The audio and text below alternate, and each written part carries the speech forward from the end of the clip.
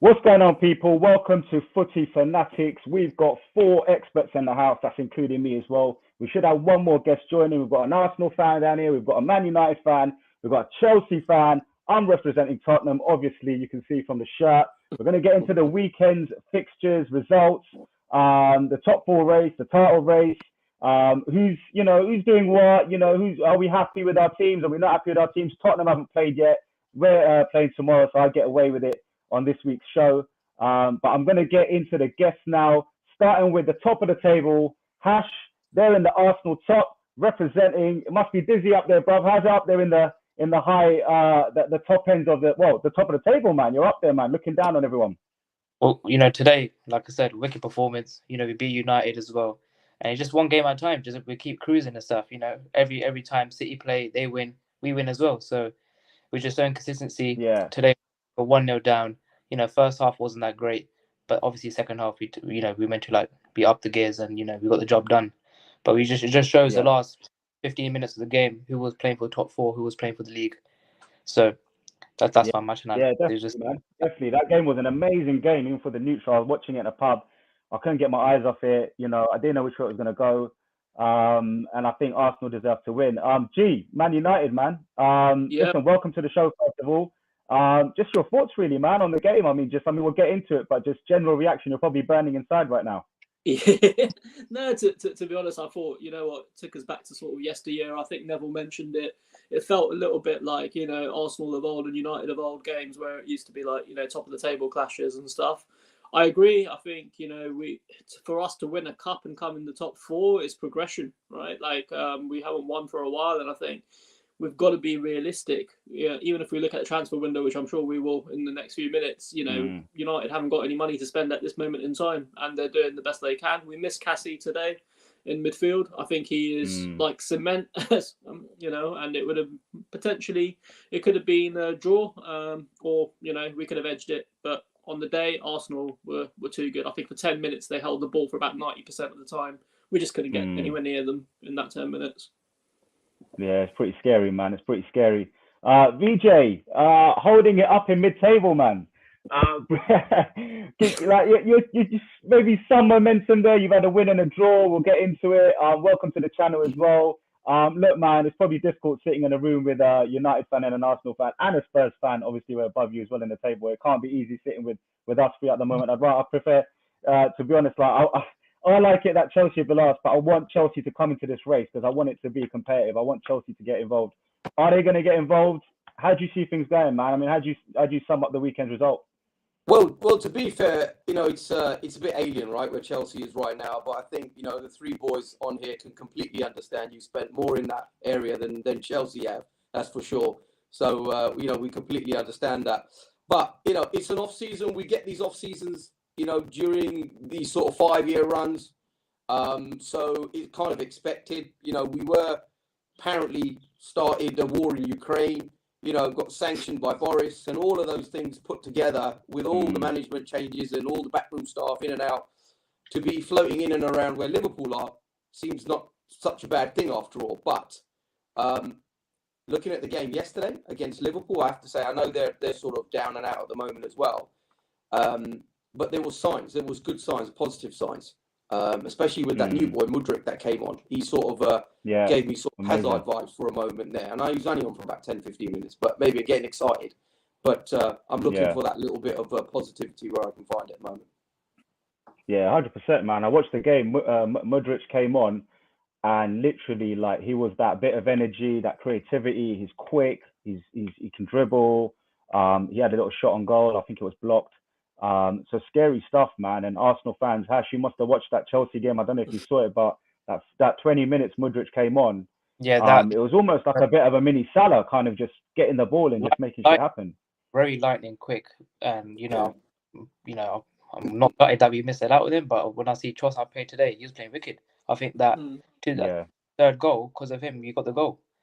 But I'm still Mudryk. He's looking like a good player. Just needs a bit of time, and if he's a wicked player. Yeah, it's interesting, right, about Mudryk, isn't it, Josh? Because like last season, nobody knew who he was. You could have picked him up for about £1 million. And the fact that kind of started it. Someone bid for him, didn't they?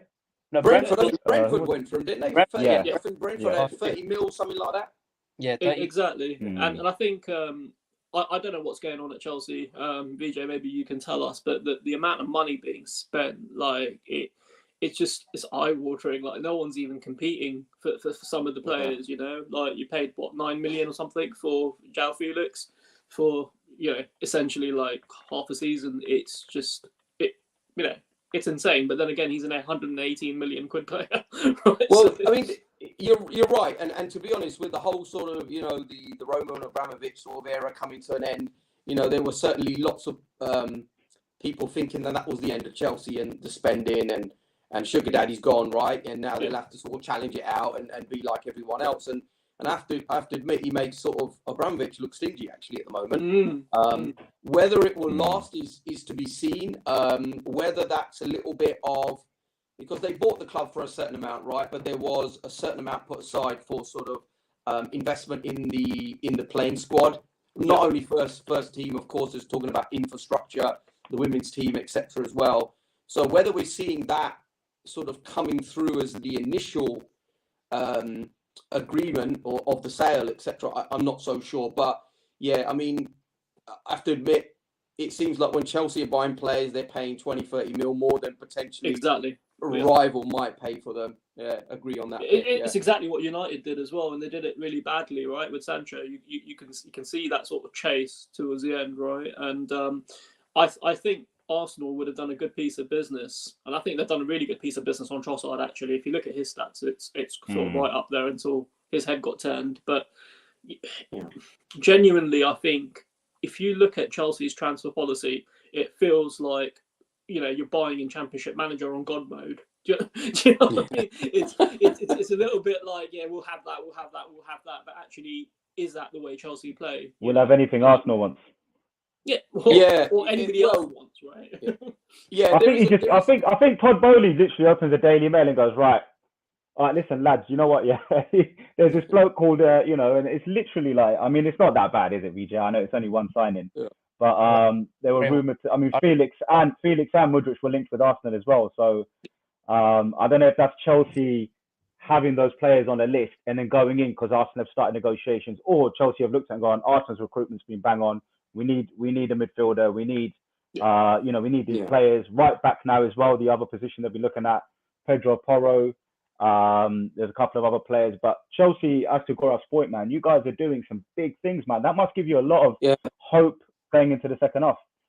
Well, second half, I'm not so sure. I mean, I don't think we'll make top four unless teams like Newcastle start to fall away. I don't think that will get there.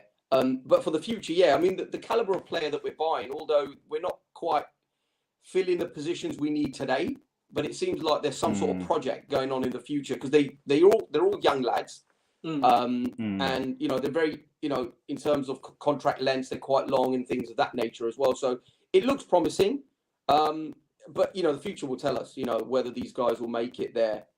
Typically, I mean, I was reading something about Werner the other day. And he was basically saying that competition is really difficult at Chelsea, and if you don't feel part of it, he's basically saying he didn't feel part of it, and that's why he weren't performing. So there is a lot of pressure, when you come to a club like a Chelsea or a United or a Liverpool, Arsenal, for example, you have to step up in it. The standard side, right, guys? Let's get Jay into the channel as well. Now, Jay, welcome. I think you might be on mute there, bro. Just unmute there if you can. Can you hear us? Can we hear you? What's going on? I can hear you guys. Can you hear me? Yeah. Cool. Nice to meet you guys. Bruv, we can hear you, man. Yeah, thanks for coming on, bruv. We'll get to Tottenham as well. Obviously, we haven't played this weekend. Thank God, probably the way things are going at the moment. Yeah, tomorrow, 7 o'clock, 8 o'clock on Sky. They Blues, yeah, mate. If we don't win tomorrow, then I think it's going to be massive. The fans already split. We'll talk about Tottenham's fans and the board and Paratici and Conte and the rest of it. Hash, coming back to Arsenal, mate. Transfer window. So you signed Trossard. You've been linked with another player, haven't you, as well? He was in the stands in the game. No, sorry, you signed him. Or I don't know if he's yet to sign. You've signed him. Okay. As an Arsenal fan, are you looking at this as obviously one of your biggest opportunities to win the league, obviously in 20 years or whatever it's been since you last won it? do you expect the club to go out and do what Chelsea are doing, or do you prefer this bringing in the youngsters, adding and just kind of, topping up, or do you want the board to really put another 70, 80, 90 mil, whatever it is, and get a few more? Like I said, we need to, like Arteta said, we need to be disciplined. We can't just be throwing money out like Chelsea, giving high wages. It's going to break the whole system that we're trying to do. Like, let's say we spend another like 5-10 mil on Mudryk, but then you have to look at the dress. You'll be earning like 200k a week, more than Saka, more than Martinelli. So it's not going to create good vibes in the dressing room. So it's really important that we stay disciplined and buy that who want to play for Arsenal. Like, we for Trossard, he rejected 2 London clubs and came to Arsenal. So these are players that we need to sign, add a bit squad depth, and that's it. Because a lot of fixtures coming in next week. We've got City in the FA Cup. Europa League going to start in March again, and so we just need to add that squad depth as well. But then what I'm impressed is we probably don't need a striker no more. If you look at Eddie's performance today, banging those 2 goals is really important for us. Like, we haven't missed Jesus at all. I think 6 and 7, isn't it, for Eddie now? Or 7 and 6, I don't know what the stat is. It's mad. He's 7 and 7, so he scored 7 goals. So, wicked player. That's 30, 40 mil. Yeah. But he stepped up, hasn't he? Yeah. That kind of player right now, you could buy for 60 mil. So, Did he come up through the ranks? Did he come up through the academy? Yeah, he came. Yeah, that's what I mean, because like Arsenal, they have backed Arteta, haven't they? I mean, although they might be looking at spending now and sort of being careful with it, but over the last sort of 2 or 3 years, Arsenal been big spenders in the transfer market, haven't they? With Pepe, Nicolas Pepe. I mean, I don't know. I don't see him around. Partey as well. Partey was a crazy amount of money in the original deal, so he got it over the line. But I think the other thing with Arsenal, right, is they've gone through the transition that Spurs are going through right now, right? They've got their new stadium, they've got it all paid for, they've got money in the ranks. You look at the Deloitte League, you're right up there. So from that perspective, Arteta's building since like 3 years, whatever he's been in the role. It's not that long ago when you were 17th and signing Aaron Ramsdale and people think you lost your plot, right? So there is a but he's also different evolution there, but he's also an Arsenal ex-player, so he kind of understands the system, how they the club, the fans, and he was even there with the current ownership, so he kind of knows them, how they work. So I'm sure, like when he took the gig, they must have, it's going to be maybe a challenge the first season with funding or whatever, but they backed him.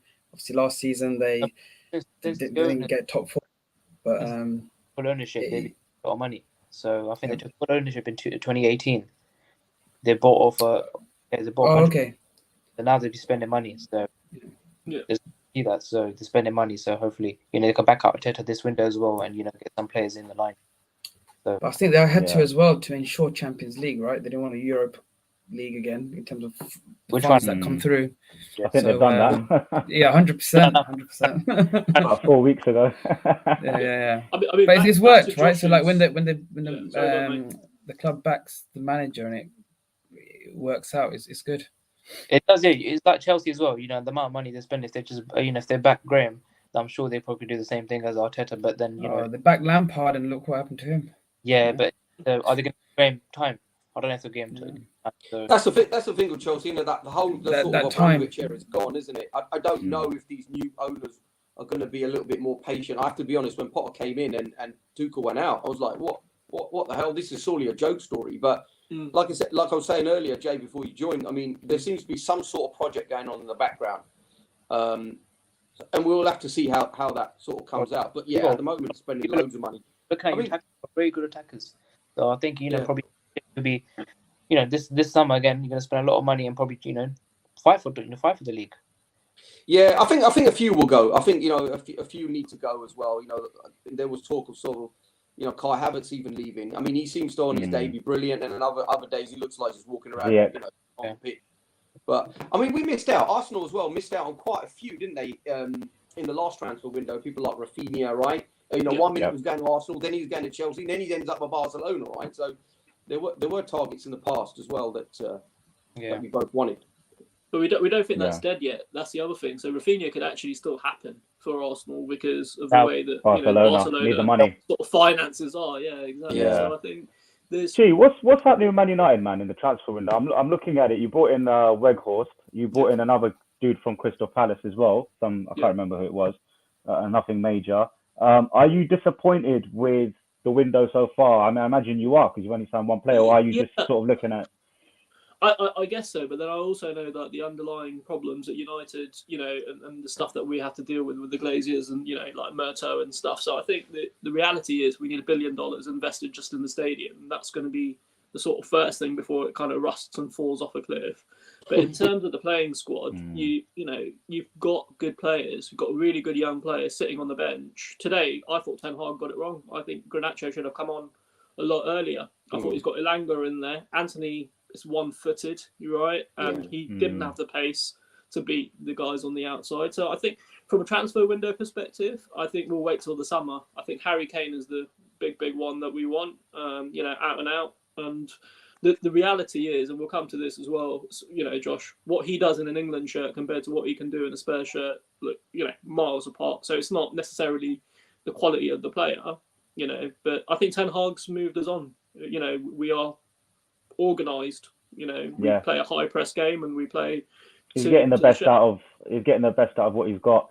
I mean, the thing is, I mean, you've got the money, right, G? I know there's this thing on the owners, right? And they're tight and they don't invest in the business personally, or a lot of this money is going back out into their pockets.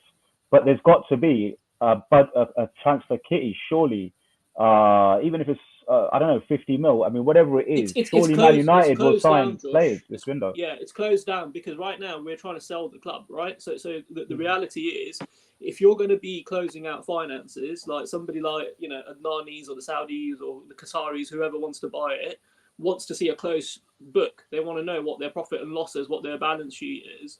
So the fact that they won't sanction, really big kitties on the back of the commercial deals. Plus, we've saved a shed load of wages with Ronaldo going the other way. So I think, we're going to bring in a wage cap very similar to Arsenal in terms of the 200k a week. And we can see the like of Sancho and those sort of signings not really happening at 350k a week. That won't be the future at United.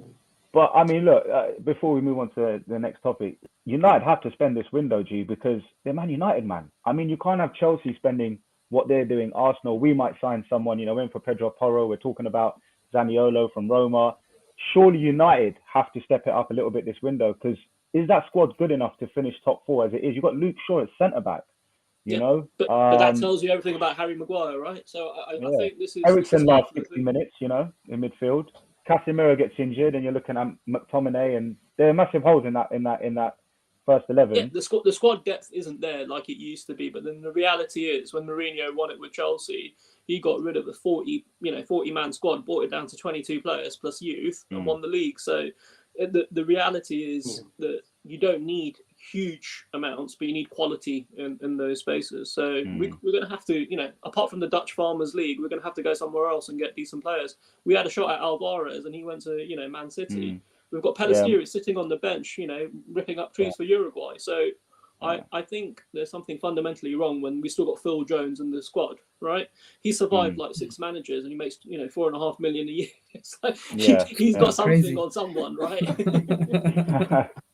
Well, at least you got a good coach, mate. Not long ago, United were the laughing stock of the country, mate. I mean, literally, it was just, Sky Sports. It was Roy Keane, Neville, and whoever wanting to have a go at United and everyone else. So at least you've got some pride back, and you're in the top 4 race. You're definitely in the top 4 race. You're probably at the title race now, and I think it's a 2-horse race. Jay, just quickly on Tottenham, mate. What's going on, mate? I mean, Levy out, Levy in, Paratiti doing some, he's going up down bars the way he's going. We don't know what's going on over there. I mean, we're 5th in the league, which is probably not bad considering it's Tottenham. We haven't signed anyone in the window. I mean, are you Levy in, Levy out? Are you pissed off? Are you patient? We've got the shiny new stadium that everyone talks about, but on the pitch, there's holes as well, man. There are, but I don't know. I think a little bit is the Levy in, Levy out. Does master strokes one day, and then he's kind of does the opposite another day. But I'm kind of on the fence, to be honest. He runs the club as a business. Like, you mentioned wage caps and all that stuff. He's had it from the outset. Clearly, it's not like unlimited funds like Abramovich had and others. So on that, still on the fence. I think it's what but you go see that, he gave Poch a lot of time, but it wasn't great when he didn't reinvest after the Champions League. So I think that was a big boo-boo. And from there, it's kind of like he's tried to make amends by getting top-class managers and paying them really good money, but haven't been able to attract the top players, whether it's through loans or purchasing them. Because there's, they can go to Man City, they can go to Arsenal, there's a lot of competition in the Premier League and outside of that. And then the wage cap, again, is a hindrance in terms of attracting those players. So whatever they've been able to do, they've done. Top managers, top sporting directors. So they're doing, I'm sure, a lot of background work, but I think it's the 11 on the field are just not good enough. And whatever mix he tends to have, they don't seem to gel. You don't have that connectivity that you had under Poch. You 7-8 players that were just kind of like chemistry, read each other's minds. You don't have that. So it's kind of like 7-8 random players put together and a bit of hope that they'll gel. So whatever training they're doing, clearly Conte's frustration is visible in the games. And then obviously he's trying to back them up, saying he had a good game, this, that, the other. But as a fan for many, many years, like, it's clearly there's something on the pitch. They don't seem to be all gelling. There isn't that kind of real passion. There isn't an identity when they're playing with pride of the shirt. Especially when he played the Arsenal game was terrible, and the Man City game. I only saw the second half, but I wish I hadn't. It's kind of that passion isn't there. Go out to win, and clearly now Harry Kane, he's getting old now. You can see he's kind of he's working too hard. He's not going to be able to last the whole season. This is the first season he hasn't been injured in a long time. He scored quite a lot of goals in the first half. Yeah. I don't know if he can carry it on, because normally it's the other way around. He's run away from joining Jimmy Greaves up there. Yeah. Tottenham's top goal scorer ever. Yeah, so even and Son this season, kind of hasn't had his mojo. What's happened to him? What's happened to that link up between Son and Kane? They were like, that was the best player. I think is that the guy from Juve, Kulusevski. Like, when he's playing, you feel like there's something can happen. But again, like, you need other talent at that level to kind of think like him, play like him, and have the pace like him. You need Champions League football, because in his contract with Kulusevski is if you don't get the Champions League football, I think he can leave. Yeah, because he's technically on a loan, right? He's on loan. Yeah, it was a loan. Then you can sign him for, like, I don't know, 35-40 million pounds. Yeah. If you don't get Champions League football, then anyone can come in, like Arsenal. He is an Arsenal fan, so you never know. Yeah. But he's coming to the Premier League great. Strength, height, power, like very good, really good left foot, but again, one-footed. But it's kind of, when he's not playing, massive miss. Because he's like the only one who's kind of really creating something and kind of looking forward versus passing backwards. And the goalkeeper, I don't know, he's the last 2 seasons, the number of mistakes, the number of points he's cost us. It's funny with Hugo. Hugo will sometimes pull off a worldie, and he'll have that one performance where he saves us, and then he gets the credit, and then the fans will get on his back when he does what he did. No, but he makes too many mistakes. You can't have a more goalkeeper mistakes like than that. brilliance. Too many mistakes. But saying that, VJ, talking of goalkeepers, you've had your fair share, man. I was going to say, I know. I mean, we've got 2 goalkeepers, right? I mean, we bought Kepa for 70-odd million, and he's the world's most expensive keeper. Well, he was at the time. I don't know if he still is now. Crazy money. Yeah. But Alisson was about 70 as well, I think. We're similar, but Alisson wasn't far off. Alisson is world class. But he's actually quality, he's Chelsea wasted a bit.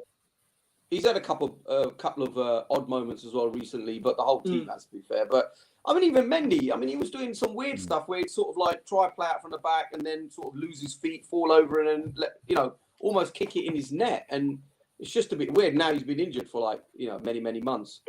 Goalkeeper situation. Who is the best keeper at the top 6? I mean, De Gea pulled off a couple of good saves today. I feel like his corners are a bit flappy in his distribution.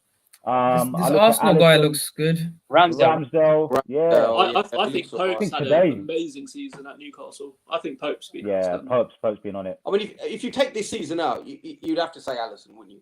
You know what I mean? But I think Ramsdale, I mean, to be fair, that save against Spurs with his left foot today, he saved one. He had a good save today.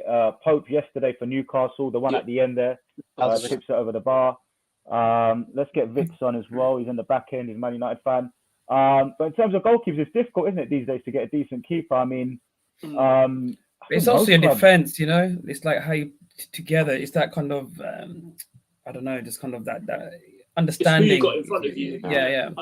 And it's kind of that takes time to develop. But clearly, Arsenal, a few new players. Maybe last season was figuring it out, but this season you can see it's they're working, they're gelling together. You know, I've got a little stat there which shows Kepa's got the highest save success. Above him, we've got Pope.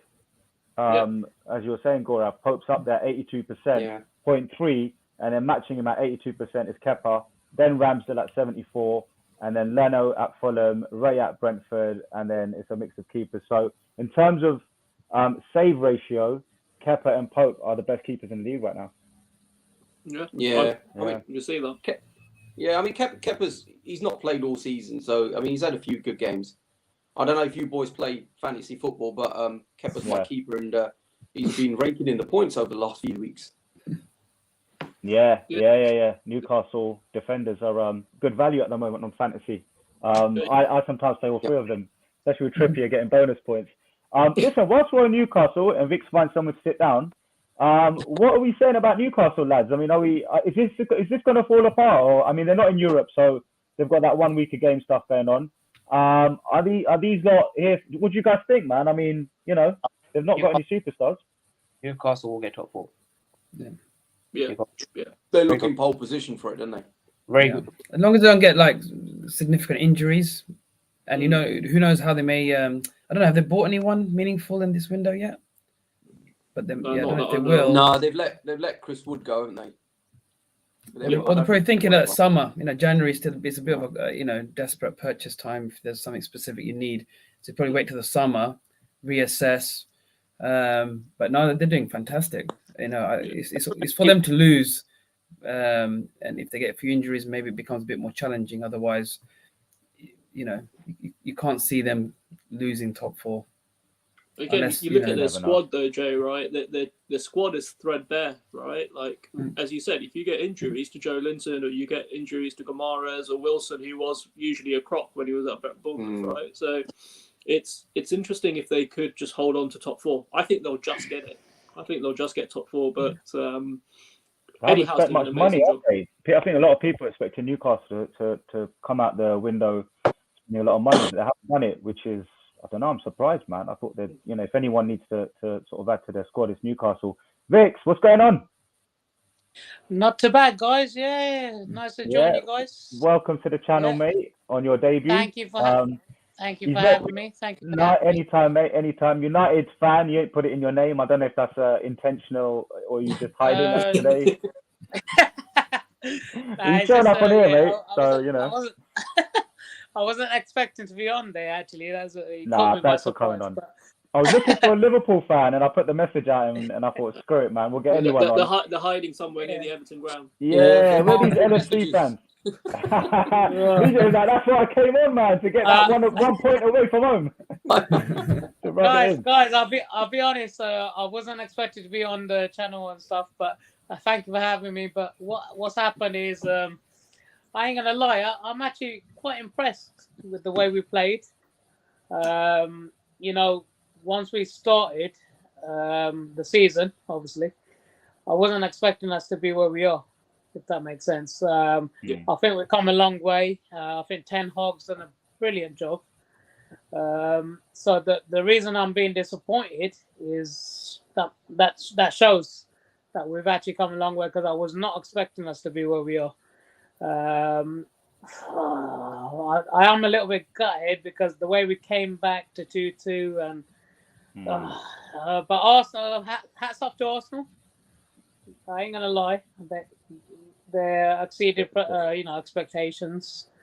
It's one of those, isn't it? You can't really complain. Let's talk about the game, chaps. Yeah, let's talk about the game. Hash, I'm sure you watched it. I don't know if you guys, Jay, you guys watched it. Yeah, I watched it. Yeah, you all watched it. I think it was one of the best Premier League games I've seen this season. It was end to end. Both teams took the lead. Both teams were in losing positions. It had a 90th minute winner. I think United showed Arsenal in their back garden the best and Hash, please correct me if I'm wrong, that was the toughest game at the Emirates this season. Has anyone come and given you a game like that?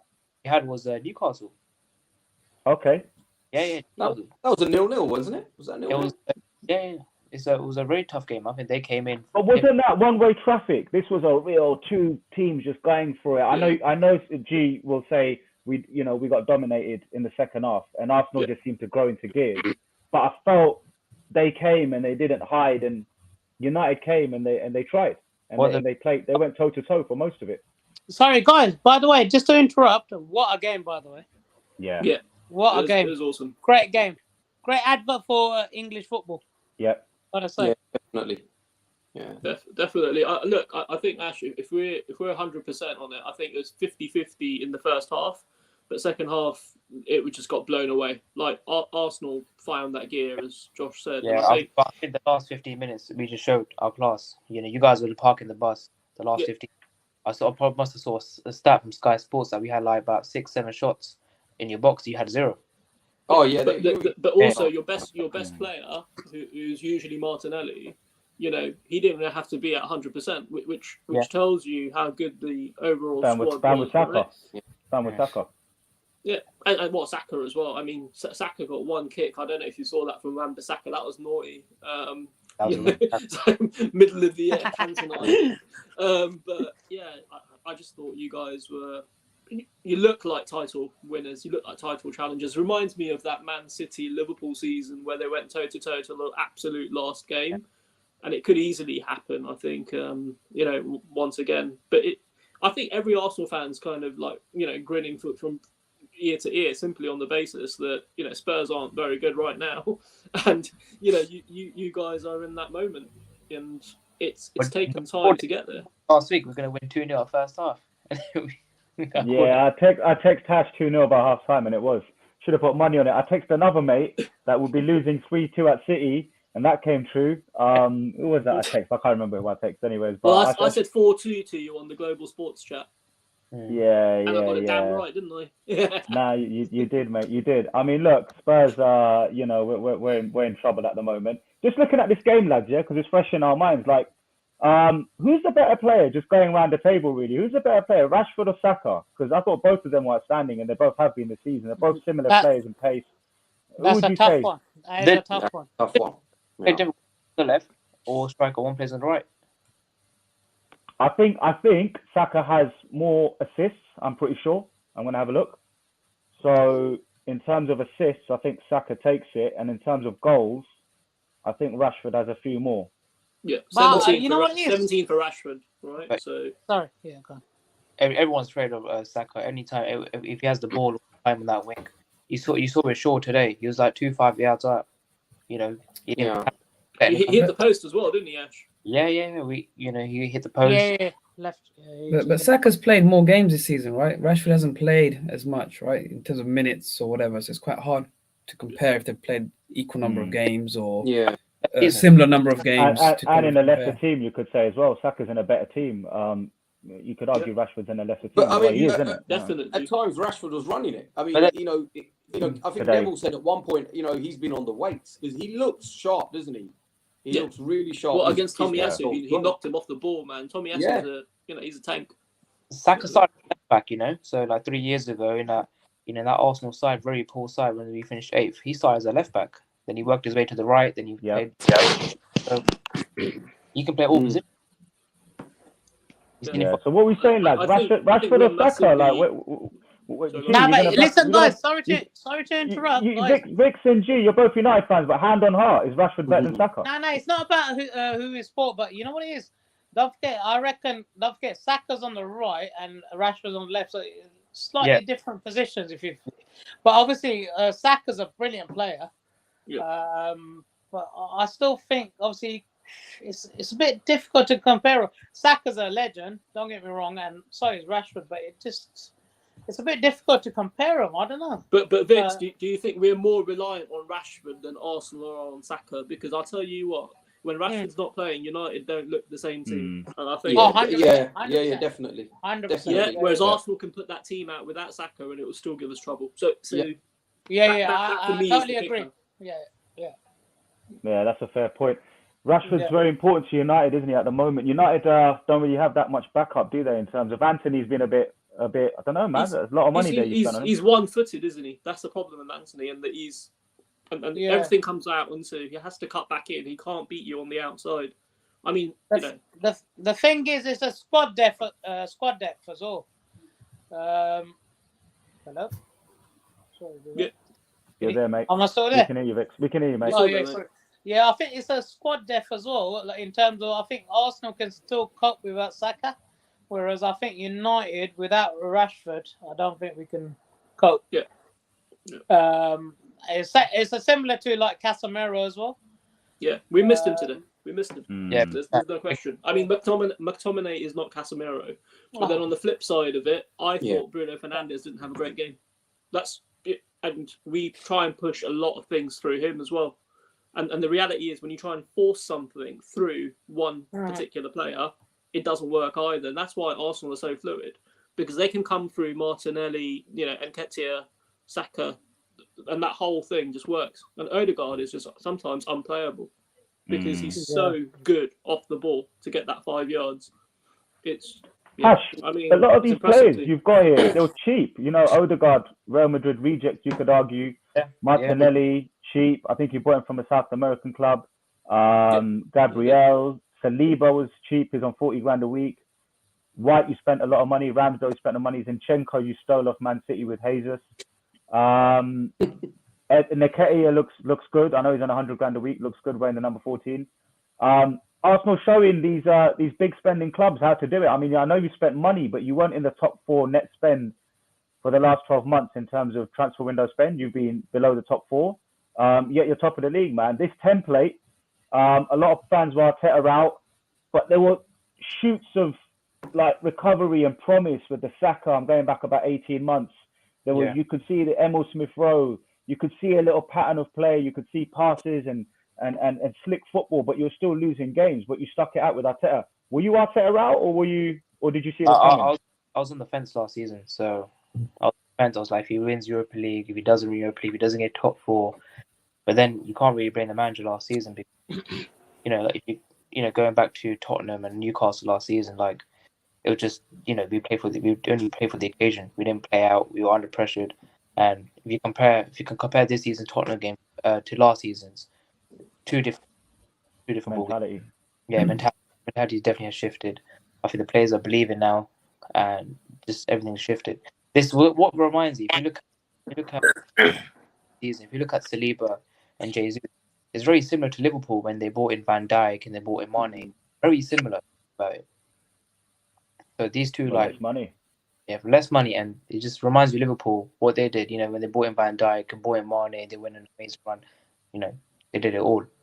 It's experience. Once we got Saliba back from Marseille and we signed Jesus, Zinchenko, everything's all fitting in now. Everyone's playing together.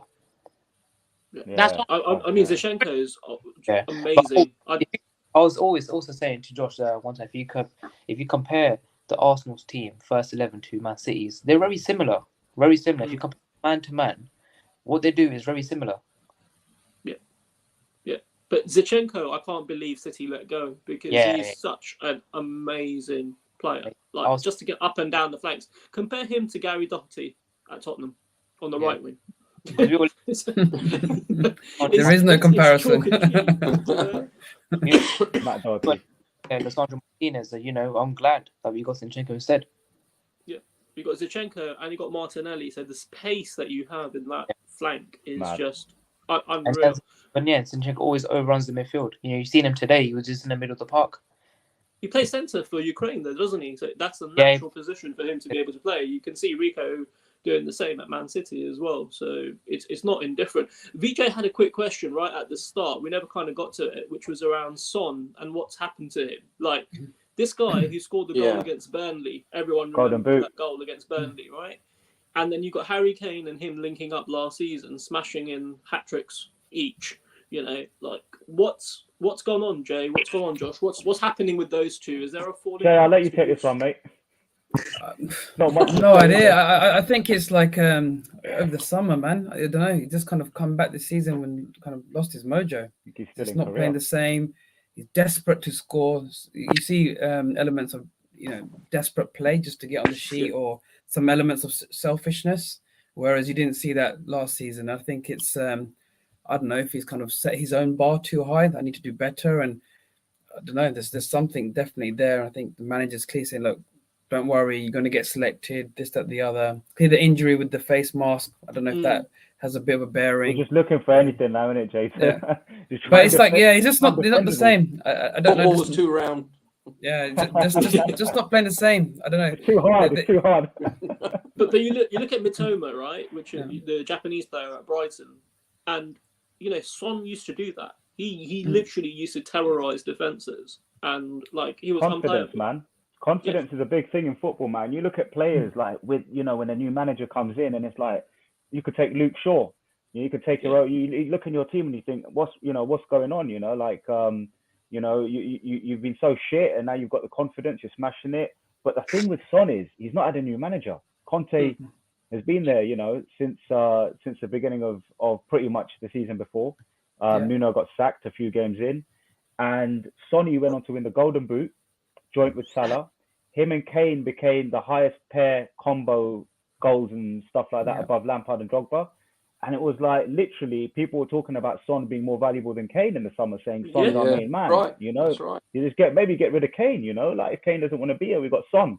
Went to Korea, to his hometown, did a massive week there. After that, it just kind of gone down. And I think he's still there. I think he's still there, man. His talent is still there. I think that's sister, bruv. I'm telling you, bruv. I don't know who that is. But the thing is, right?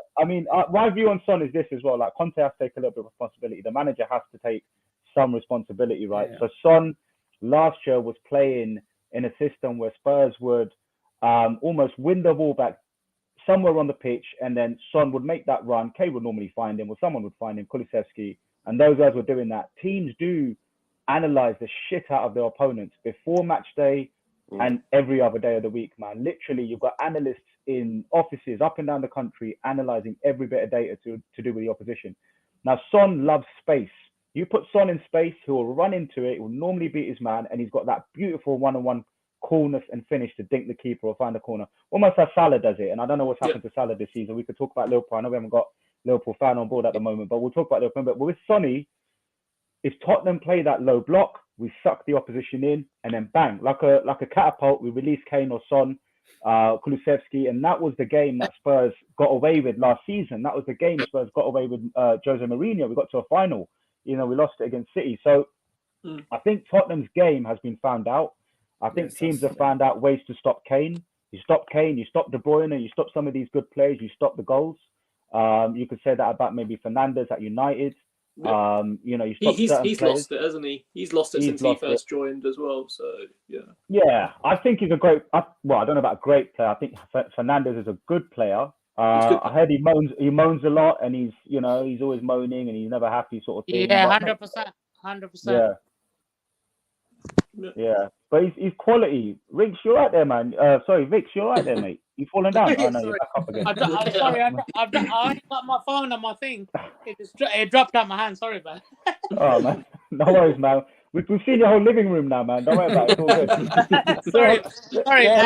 Say hello to everyone over there. Lads, let's talk Liverpool, man. We haven't spoken about Liverpool now. Lads. Say hello to the what we got here? The Al Pacino? Say hello to my little friend. Very good. You cockroaches. Sorry, lads. Sorry about that. No worries. Lads, Liverpool, man. I mean, listen. What's going on, man? For me, they're Bagel FC. There's nothing in the middle, man. But, I mean, what do you guys think? Whoever wants to go with it. Yeah, but that's the thing with Liverpool, though, isn't it? I mean, you talk about Sky Sports. Someone mentioned Sky Sports earlier on, Sky Sports, BT Sports, whatever channel. I mean, they live in Liverpool, don't they? I mean, most of them, and now they've just disappeared. They're off the radar. I mean, they're ninth. I mean, okay, we can't laugh too loudly given where we are, but supposedly the best manager in the world, best fans, and Mo Salah signs a new contract for whatever it was, 400K, and he's apparently doing what Son done. He's just nowhere to be seen anymore.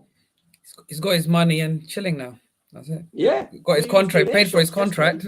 Reminds me of Aubameyang situation. that we had at Arsenal. Tell you one, a big miss for Liverpool is that is it Mane? Yeah. Since he's gone, I'll be honest, they didn't replace him, did they? With anyone? Yeah, big but miss. They got rid of the you look wrong at guy. it again on the squad, right, VJ? Like on the squad, you got Nunes, Salah, Jota. You had all of these players who could play, right? The reality is they probably have never ever had a situation where you got James Milner, who's like 37 or something ridiculous, and he can still outrun everyone. You got Hendo, right? So you've got Henderson sitting there. You've got all of these older players, and you can't compete with even somebody like Leeds who've got a high press because they just don't have the legs. They don't have the legs to compete. And then ultimately, as Josh said, people find you out. If you want to play around Van Dijk, it's a triangle. You just make a triangle around him, 2 passes, and he's out of the game. So it's like, every time Trent plays, he always gets found out. A little bit like Kyle Walker used to, right? Like one ball straight over the top of the other side, he's out of the game. So it's again the similar sort of thing. Liverpool have got a very soft centre. That's the reason people just go straight through them. That's why they're suffering. But that's the thing. I mean, they didn't invest in the midfield. I mean, they might do still. I mean, there's still a week or so left of the window. But they bought Gakpo, who seems to be training with Nunez. And getting everything wrong at the moment, and as well as Salah and everyone. And I talked to a lot of Liverpool fans, although they're not answering the messages today. What went wrong? What went wrong? They can't put a finger on it. They can't, but I mean, if you look at this, you've got Cody Gakpo, you've got Nunes, and you've got Salah, and you still haven't got a team. You've got a 17-year-old kid sitting behind. What's his name? Stefan Batičić. I mean, Keita wasn't even good enough like 2 seasons ago or the season before. I mean, it's just that is a shocking midfield. Like that's not a midfield, comparatively. So it's just. I think that's where their problem lies because Konate is not a bad defender. Joe Gomez was all right a couple of seasons ago. I mean, again, I look at Milner. That for me, if you were facing that, once Salah's out of position, you're going to win that, aren't you? You're going to win that all day long. Yeah, exactly. I think the worrying thing is if Liverpool go and get Bellingham, that's going to be the start of that revolution, and it looks like it could happen. But the club's up for sale, right? So again, the owners might not want to invest the money. Fenway, the point. True. So sorry, VJ, you're going to say something about? No. I was going to say something. I forgot now. But sorry. No. Oh yeah, sorry, Milner. I mean, he played Milner right instead of Trent, and as soon as Mudryk came on, and he thought, oh crap, he's done Milner once. Trent was straight on. So you can't play Milner there. I mean, I know Milner's 37. Thiago Silva's I think 38 now, and he's brilliant. But they're not comparable, are they? In age, I mean, Silva's a World Cup winner. Yes. Yeah. VJ, tell us about this game, mate. Because maybe everyone didn't get a chance to watch it. Did you deserve a point, or did you deserve more? Did Liverpool play well? Just talk us generally like how the game went. I mean, was it a boring game? The game, it was a 12:30 game, so these lunchtime games can be a bit weird on Saturdays, can't they? But I mean, at the end of the day, you're going to Anfield, right? And Anfield, every time you go to Anfield, it's a tough game, right? You don't expect to go there and win. It was a fortress for I don't know how many games, right, where they hadn't lost. But actually, we should have won the game by a little bit. It wasn't a great game, certainly not the game that we just watched, Arsenal Man United. I mean, that was brilliant. This was nothing. It was a 0-0. We had a couple of chances. Okay, we scored a goal. It was offside.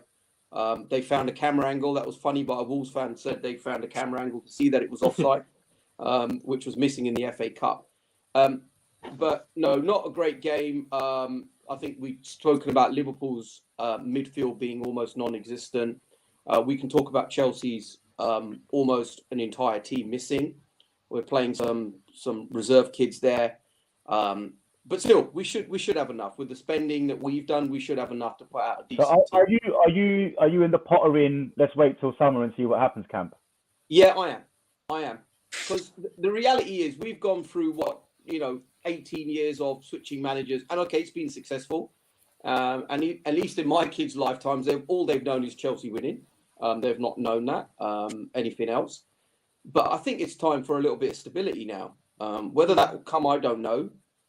Equally, I don't know how you boys think about it. I don't know whether we'll see the Fergies and the Wengers of the yesteryear. I don't know if we forget those kind of managers. But does that bother you though? Like in terms of, because with Chelsea, they're very ruthless with managers. So even when they've won like a title or Champions League, for instance, they'll sack the manager because they'll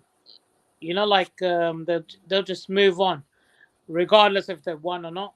Does that bother you? Do you prefer like stability in long run? Like obviously, because you're not going to get like a Fergie or a Wenger and stuff in the long run, because those days are gone. But do you not think in terms of if someone's won, like the way, even for instance Roberto Di Matteo, he came in. I know he was not a top manager, but he won the Champions League. Do you reckon he was sacked too early, or what do you reckon? What's your thoughts on that? Yeah, I mean, that's a good point, right? I mean, football fans are fickle, right? As long as you're winning, everybody's fine. It's a bit like the United situation. Yeah, they were losing, it was the Glazers' fault, and suddenly the winning, it's all great again. But I think with Potter just being appointed, and with the injuries that we've got, and the unrest with all the ownership change, they have to give him a little bit of time. They can't sack him and say, well, he wasn't the right guy for it. Someone thought he was the right guy. But that's what I'm saying. Sorry to interrupt. Don't you think you had Thomas Tuchel, who just won the Champions League, and he was doing well, and obviously new owners have come in. Do you not think he should have been kept on a little bit longer? I think Tuchel should have stayed. Yeah, I was disappointed when Tuchel went. I think he should have stayed. I mean, he handled the whole unrest situation very, very well, and he stuck with the club. So I think he should have stayed. But clearly something happened. I mean, they bought in players like Aubameyang, which was supposed to be a player that he had worked with and supposedly would have filled a gap for a little while. He was backed. He was backed. He got backed as well. Yeah. So there was a falling out somewhere behind the scenes, and he left. And Potter's there. So BJ, that's a good point. Good segue. What is the situation with Aubameyang? Is he going to ever play again for Chelsea? I mean, he came on the bench looking flash, but apart from that. Yeah, I mean, he came on, didn't he, towards the back end of the game. I think he got maybe 10, 12 minutes or something like that. And I don't think he touched the ball maybe once or twice. I think he cleared the corner. But he's a finisher. But against Liverpool, and if he's on his game, he's going to score a hat-trick. Like, that guy can finish. It wasn't that long ago when he was, smashing it in for Arsenal, and he was, The thing is, Ash, and you know about this, Ash, right? Aubameyang, obviously, it's an attitude issue, obviously, internally, since you guys got rid of him. You literally turned the corner and went on an amazing run. Let's take his attitude to one side, the Lambos and all that stuff, right? We know he's a bit of a showboater like that. Does he run back and defend? Is he that striker that's going to come back and put in a shift, or is it just all about just giving the ball and want to score? But in terms of holding the play, I think he doesn't hold the play. Sometimes he presses, sometimes he doesn't. But when he was playing for under Arteta, he was pressing sometimes. So just hearing, but he doesn't give that energy like Eke brings, Jesus brings. It's just completely different.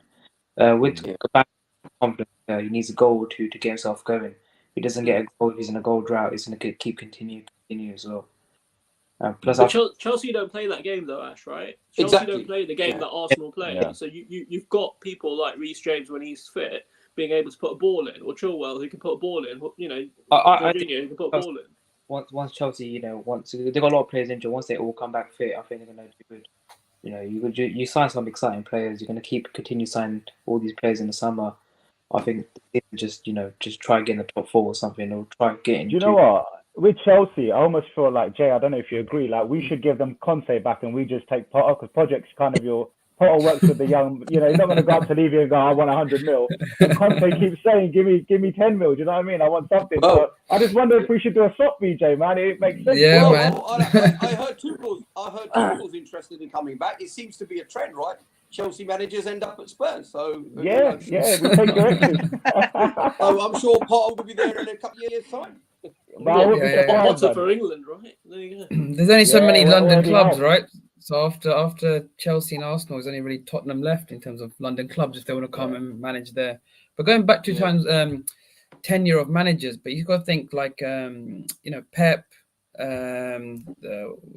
Fergie, They've Wenger. got some good tenure there. So I know it's not going to be like 15, 16 years, but even if you manage 5 to 7, I think that's the new kind of long run you're gonna get.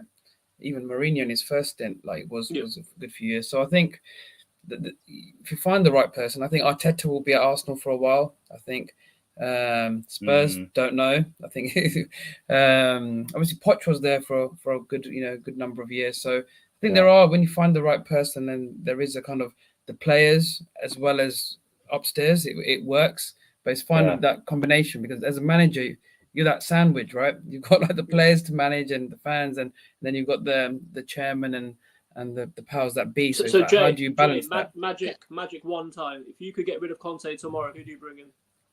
That sorry, can I interrupt right there? I was just gonna come to that. Yeah. This one's for Josh, yeah, as a Tottenham supporter. Would you take Pochettino back? Put my head in it, mate. Would I take Pochettino back? Would you take Poch back? Sorry to interrupt. No, not at the moment. I say we stick it out with Conte. I think the board needs to back him a little bit more, lads. I'm all for business and commercial viability and keeping yourself afloat and all that good stuff, keeping the books clean.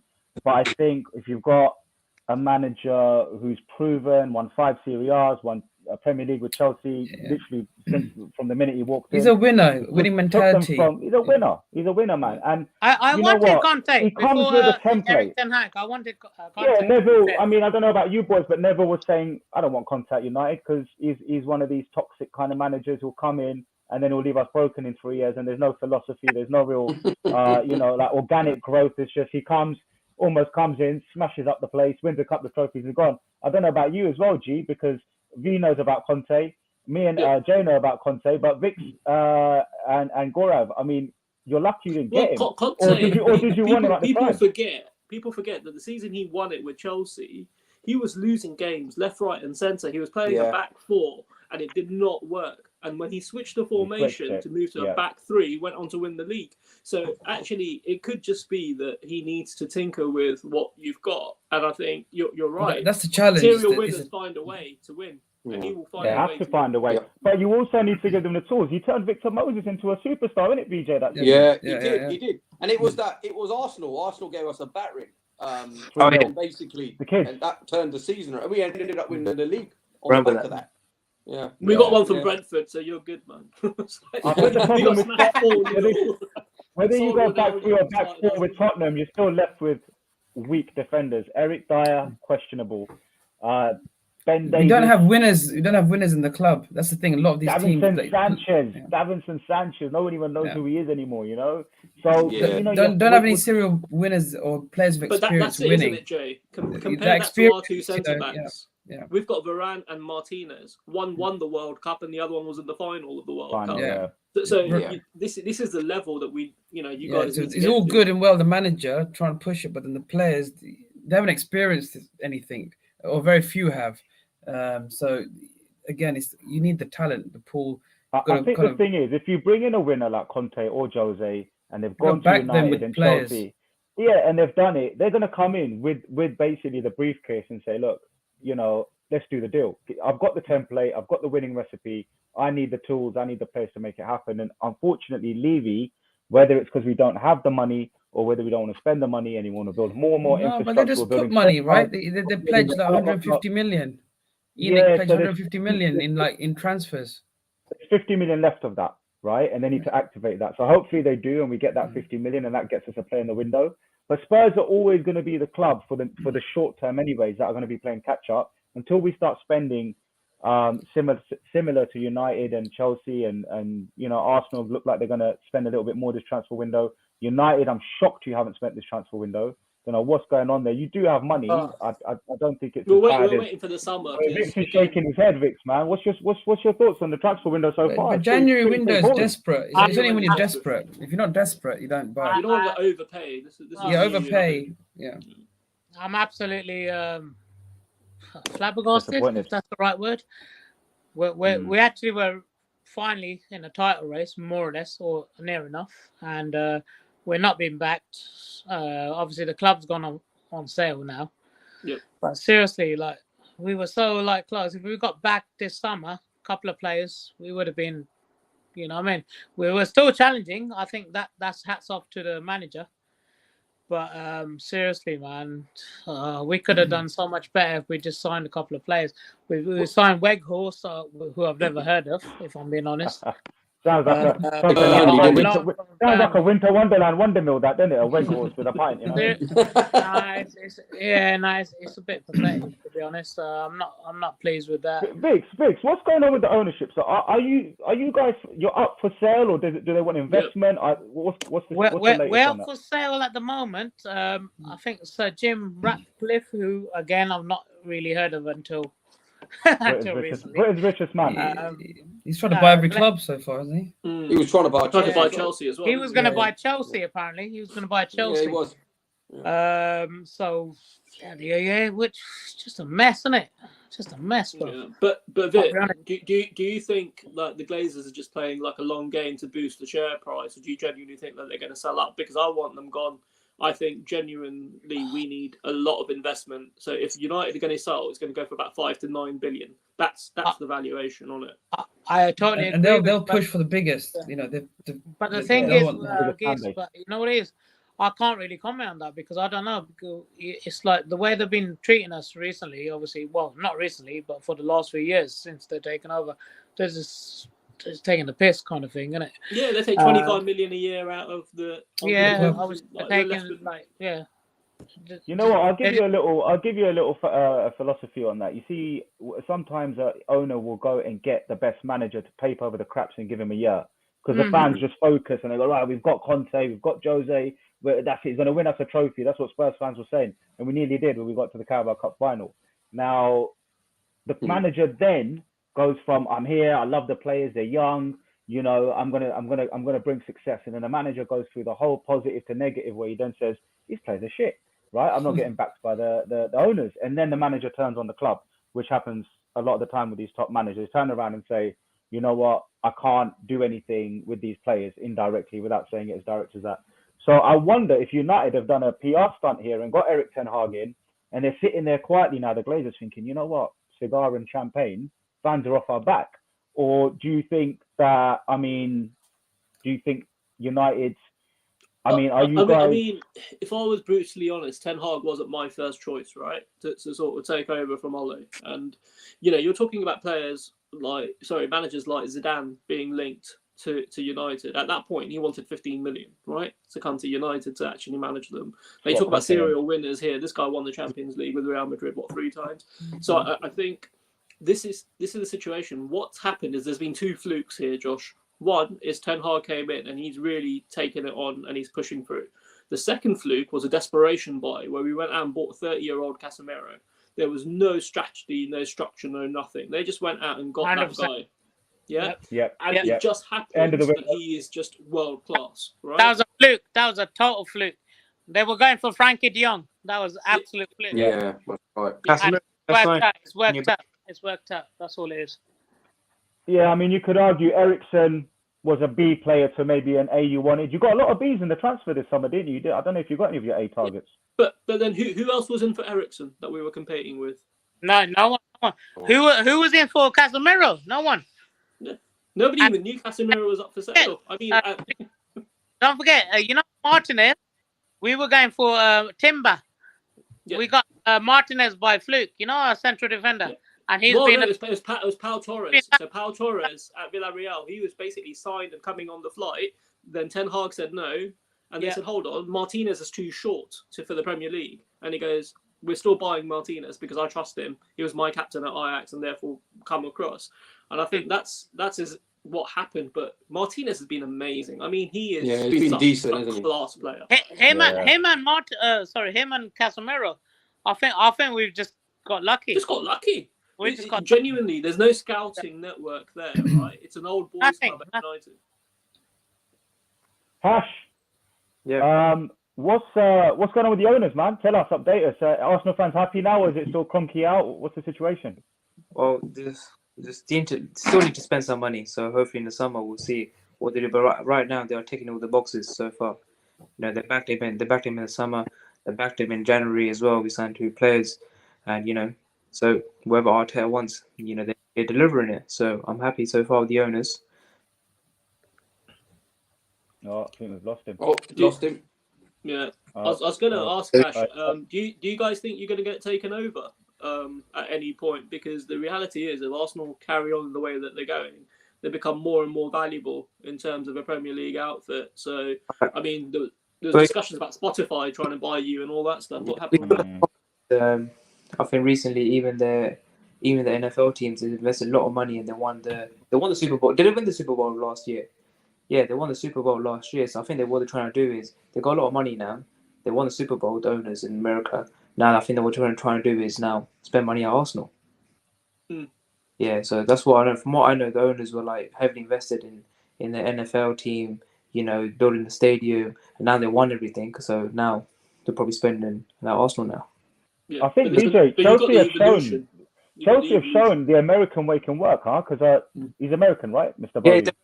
Yeah. But I think he's different though. He's a banker. He's a private equity expert. He's not like a owner of a sports team like like Fenway or the Arsenal owners. So there is just kind of like it's great in terms of buy Arsenal. Let's kind of make them big in America, make income, and vice versa. Make the American teams, as it's kind of become more international, more global. UK is a key destination. So it's just business for them. It's just like business, and like this, it's like your business. You got only so much capital to deploy. So this year it might be for the US team.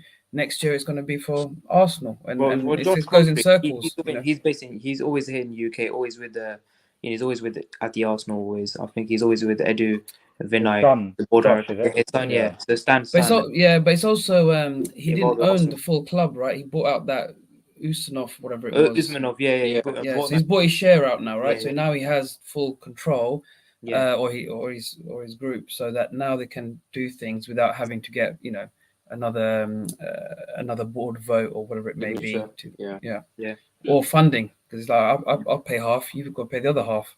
But it's funny, you know what? Been spot on. The recruitment's been spot on, Josh. That's the difference. I think Edu, and bringing in Zinchenko, South American market to change the level at Arsenal. Yeah, he's definitely got an eye for the South American market. That All or Nothing was interesting. Fitness as well. I don't know about you guys, but I felt All or Nothing brought the Arsenal fan base together and the people believing in Arteta. I was going to say that. Yeah, that's what I was going to say. Yeah.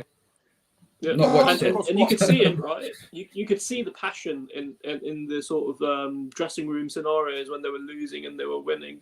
You could see how driven this guy is as well. Yeah, and I think I think Pep also knows that he's in a real dogfight this season with Arteta because he's had him with him as a coach. He knows his mentality. Prodigy, isn't he? Yeah. The funny thing is, he was never like that as a player. I cannot remember Arteta saying squat when he was a player. He wasn't. He wasn't Roy Keane. He wasn't running around. No, he's intelligent. I think he's softly a bit, not softly, but he's quiet. He was the captain. There's a captain. He was the captain. Yeah. Yeah, there's a leader, and there's a reason Pep sourced him in the first place, right? Pep's obviously known about Arteta before most in terms of his character, personality. He made him head coach, right, for Man City, I think, alongside second in line or whatever. Yeah, and it's funny how they sold you two players, Hash, that literally will lose them potentially the title. Those two conspiracy, players. Was we've still got a long way to go, man. We're just halfway. But the big ones next month against City, which is on the 15th. That's the big one. 15th. 15th, yeah. That should be a huge game. I mean, Haaland looks unstoppable. I mean, I don't know. Yeah, I didn't realize they were playing today. I looked at my phone. He scored a hat trick. Scored another hat trick. Yeah, crazy, isn't it? They just played on Thursday. I thought, why were they playing today? So that's only a 2-day rest. Dr. Tottenham went to Manchester, gave them a bit of antibiotics, sorted them out. That's what we do. That's what Tottenham do. If you've got a record, if you're shit and you need some help, come to let us play you, man. We will help you. I was so disappointed Thursday, man. I was so disappointed, man. So you must be. Yeah, I think for Tottenham it was an insurance. Are we kind of in a bit of an artificial sort of place in the season, given that we had the World Cup? Because, I mean, I'm just looking back at times where people used to say, well, if you're top at Christmas, you're going to win. Chelsea being top a couple of times at Christmas, they ended up finishing 3rd and 4th in that season, playing really well. And then people sort of think, okay, we're kind of coming towards January, when in theory, we're actually just coming into Christmas.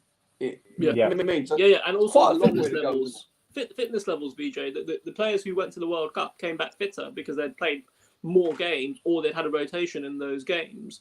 And the problem with the World Cup in the middle was that some players came back early, whereas other players were out for ages. Like we had Martinez still partying for 2 weeks after he'd won the World Cup, right? Like not in a bad way, but we missed him in those 2 games. And yes, obviously it's a once in a lifetime thing. But the reality is that we're going to really see the season come together at that game that Ash is talking about. Because if Arsenal beat Man City there, they will believe they can go all the way. One hand on the I think City will win the league. Yeah, we'll win the league. Yeah. The league. Yeah. I'll be very confident. Right now, it's game out of time. But then once we get to Hash, what is Arsenal's Achilles heel, man? Where is it that you think teams can get at you? There's got to be, when you look at, like, obviously, like, you're playing amazing, no one can beat you. I get all that, but where do you see Arsenal falling down in that first 11? If you look at that, I think if we miss Partey, we are screwed. Okay. Yeah. He's that good. He's that good. He's pivotal. He's our best player. Who's your next centre back? Say Saliba gets injured, who comes in? Rob Holding. Ooh. It's Partey. It's, anyone but Partey. He just really keep him fit.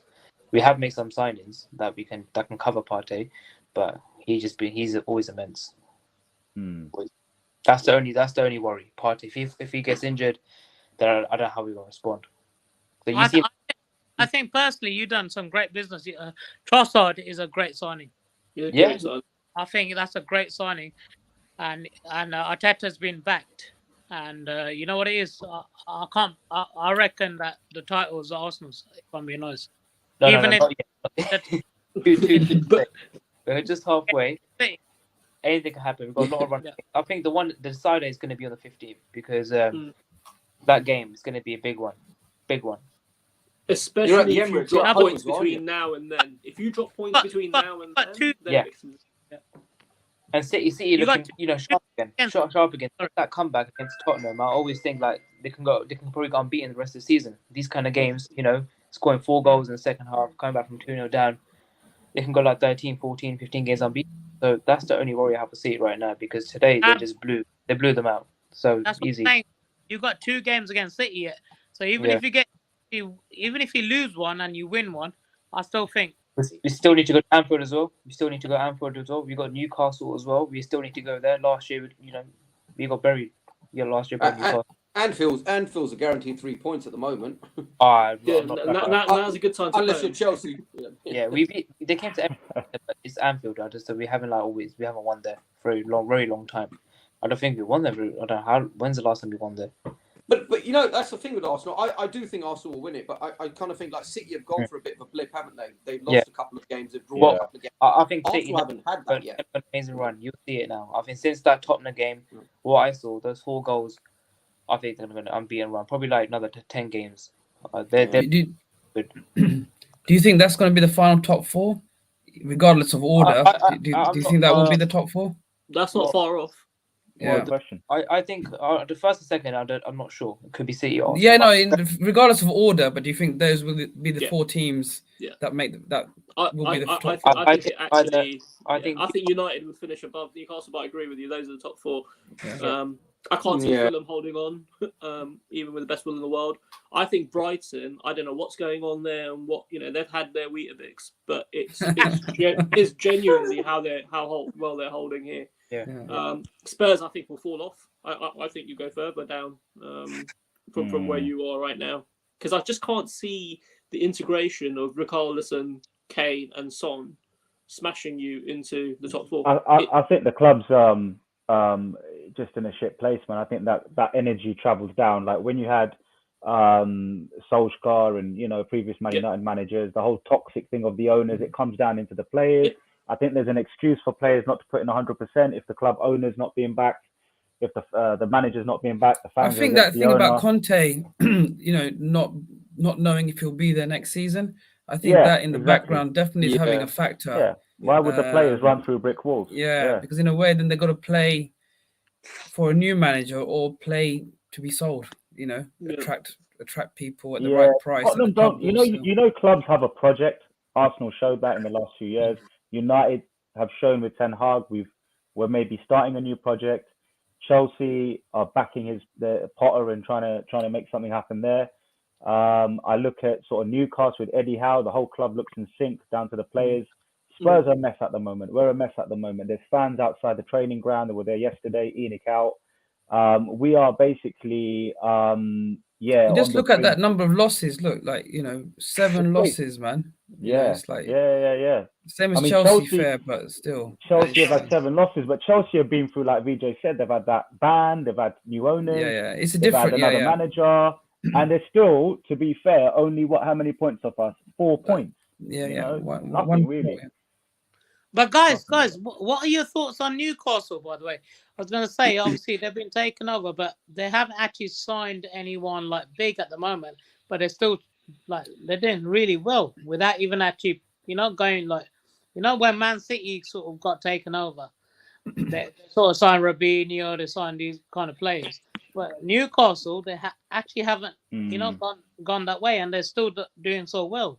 So what do you reckon on them? If they're doing so well right now without signing, so can you imagine that they're going to be probably, you know what I mean? But you know what it's going to be as well? There's a lot of players' contracts coming up, man. They're probably keeping an eye out. Okay, look, forget paying transfer fees. We'll just give the wages, or pay nominal fees and, pay good wages to attract, because Newcastle is in a great place, right? In terms of the country, it's cold. It's going to be hard to attract talent to live up there. I think the money, right? The money is basically. I think these owners are going to build infrastructure at Newcastle. They're going to build the training centre up. They're going to build up Newcastle in the city. Yeah, but local regeneration and all that kind of stuff. Yeah, exactly. It takes time. So I think it's going to be a long-term thing with them. But who knows? They might just this summer go crazy. They've got apparently FFP, sort of like in the FFP chart, they can spend the most or near. They're on that sort of scale towards that in terms of how much they can spend.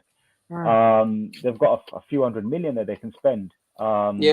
They've got leeway where Chelsea FFP are keeping an eye on them. Chelsea has to be careful with the FFP. But I think that's a great job Eddie Howe's doing, though, doesn't it? Like, literally, take Eddie Howe, put him at Spurs. He's got Richarlison, Kane, and Son. You'd probably win the league. Yeah, I do see what you're saying with Newcastle, and I agree. I think they're in a good place, and the manager's clearly done well. But, if the likes of Liverpool and Chelsea were performing at the way they have been, they wouldn't be there. Newcastle wouldn't be third. They'd be fifth and sixth, which would be brilliant. Yeah. And that's where people expected them to be around now. So you're right. I think they need the investment. They're overachieving because everyone else is underachieving. It's the Leicester City, isn't it? It's the Leicester City season. Yeah. Guys, fair enough, man. You need to. But what do you guys? What do you reckon? So if United were to be taken up, basically, you should go. There's Sir Jim Ratcliffe if he takes over United, go top of the league. Oh, obviously we need a lot of investment. We need the stadium. We need there's so many things that need to be done. But do you think Sir Jim Ratcliffe can take over and do those things, or would you think that it's better to get like what Man City and Newcastle got, the Arabs and things like that? Because I don't think Sir Jim has enough money to do what City and Newcastle. He's pretty rich. He's pretty rich. I think the issue isn't the fact that he'll take over. The fact is he's a fan, right? So he's a United fan. And that, for me, is worth its weight in gold as well, because hopefully, he wants to back it to the glory years of, us with sort of like winning everything. And I think that's ultimately it. I'm old enough to remember that 92 season, right? And in terms of Blackburn pipping us to the title. And I think you've got to look back and go, right, in 1999, we won the treble. Yeah. And what have we done since then? And I think this is the other thing. It's like, no, we done 2008 as well. Yeah, exactly. So I think it's 14 years, something ridiculous, right? Since we've lifted something. And I think this is where I would just want somebody who's going to back it. Because let's be honest, if the Arabs decide to do what Abramovich did and had to leave in a hurry, you've got a situation to sort out as well. So it's not that it's always worked out. I'm interested where PSG are going to invest next, whether it's going to be Liverpool or United. Yeah, Kurosai looking. No, but I Spurs don't as think well. I don't think I want that though. I don't because they're already running PSG. I wouldn't want someone to take over who's already running another football club. If that makes I sense. don't know if the rules allow it, do they, lads? I can't remember what the rules are, but apparently FIFA don't allow it. I think you have to sell. You have to sell that part or something. Yeah, it's a venture fund, so it's not necessarily one person. It's the Qatari venture fund that buys the shares as a minority stake in those clubs. So it's quite involved. But I think genuinely it's going to be one hell of a season. The next 20 games could be one of the best seasons we've seen for a long time. Yeah, Talking of games, lads. Talking of games. So these were the results of this round, right? That we've just seen today with obviously Man United's Arsenal winning 3-2. Looking at those games there, any surprises? I think kind of Man City did their job. They got back to winning ways. I think probably Villa was a surprise, going to Southampton and winning. Unai Emery doing his kind of usual, doing his thing, man. But Brighton, you guys mentioned, hard to Palace, beat, don't really lose. I would have expected Newcastle to beat Palace. Yeah. And the Brighton result, as you say, they should have won. They should have won that. Yeah, it's been a difficult week. So what's your prediction, Josh? What's your prediction for Well, tomorrow? it's been a difficult week for Tottenham. Just generally, it's been a difficult week with what's going on behind the scenes, as well as the Man City bashing from 2-0 up and then to lose 4-2. That just took the wind out of anything that was good left there.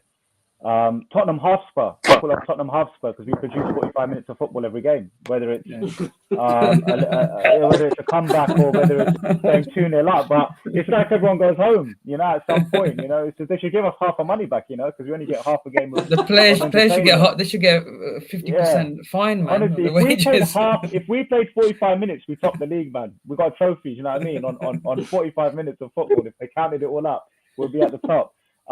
We go to Fulham tomorrow, Jay. Away, difficult place, little ground, in your face. I haven't been following Fulham, so I don't know how well they're doing, but they're pretty high up. They're doing really well. I think they'll give us. I think they'll give us a tough match, and they've got nothing to lose. And again, it's like a London derby. Look at their last 4 games, there, Joe. Yeah, 4 wins, man. Wow. 4 wins. And this is a home match as well. You look at Tottenham's record. Palhinha is some player as well. That guy in central midfield for them, he's absolute class. I just hope for a good match and a good performance, and it's kind of a bit of hope on the result. But as long as they turn up, they haven't turned up. So to play with a passion and desire to win for 90 minutes. Yep, and that'll be good. And no Lloris kind of mistakes. Yeah, Lloris, Hugo. You talked about earlier, guys. We were talking about World Cup and how it's affected players. I think he's had the kind of negative. Yeah, because he lost, right? Yeah. Romero the other way. He's like a thug. He just wants to beat everyone up. He was saying in the press yesterday or the day before, saying, I've had some contentious moments. And he talks about the goals, and it's like he's trying to defend him. Because the Arsenal one was difficult because it hit my chest and it span back in. And the other one against Man City, the deflection, Mahrez's goal. And then he said, it's been difficult coming back from the World Cup. And now he's retired from international football. So maybe we'll see the best of Hugo because he hasn't got to go on international duty. On those weeks off, he can go home and rest. And he's not captain. Captain comes with a lot of responsibility because captain of France as well.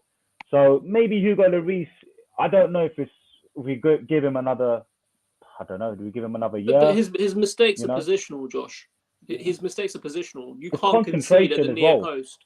You can't concede at the near post. Yeah, that Arsenal goal, right? It's come to him. A keeper focused with his reflexes on point, tips that over the bar, or somehow gets that out the way. It's like he's panicking. There's a panicness about Hugo at the moment. But he's always, to defend what you just said there, he's always had a bit of it. So you can't blame the World Cup and just say, suddenly I'm off. That's what I mean. He's consistently making these mistakes. Yeah. He'll give you a couple of goals a season easy. Like you just have to run him down. That's it. I'm trying to get the fixtures up for the next round. Just give me a couple of minutes. I'll do that. What else do we want to talk about, man? David De Gea? Yeah. I mean, the thing with Premier League goalkeepers at the moment, there's not anyone who's absolutely smashing it. I mean, who would you say is absolutely smashing it? I mean, I look at all the keepers. He plays for the 11th best team in the league. Emmanuel Martinez was outstanding. Yeah. Oh no! Come on, guys. What about with his antics? Seriously. I would take Martinez to United and see what he could do in the top 14. Yeah, I think he's solid. Good keeper. Good keeper. Yeah, he's just problem with his off the pitch antics, isn't it? What with his Golden Glove trophy? Yeah. Apparently they're doing him for it. I don't know what it is. I think he's getting done over for it, man. Goodness. And he's trying to deny it as well. He's trying to say no. Just. He done the same. Obviously, I went to the game. Oh. I'm just losing you a little bit, but. I talk about.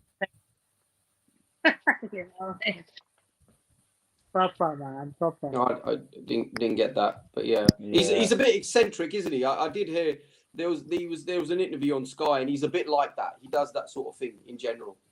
No, fair play to him.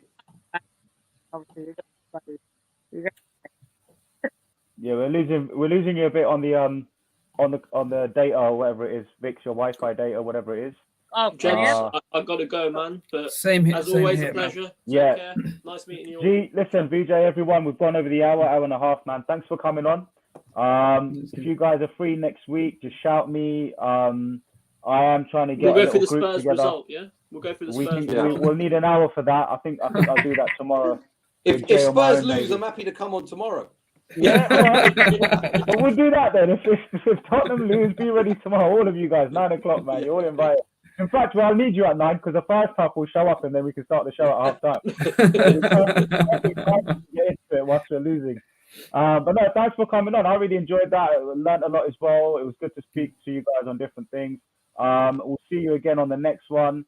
And if anyone's watching this at the moment, we've got one person watching. Hit a like, hit a share, subscribe to the channel, leave some comments, share it, tell your friends, tell your families. And we'll probably see you next Sunday now, 9 o'clock. And as per VJ's comments, if Tottenham lose, we'll see you tomorrow. All right, lads. Take care, guys. Bye. Bye. Take care. Have a good night.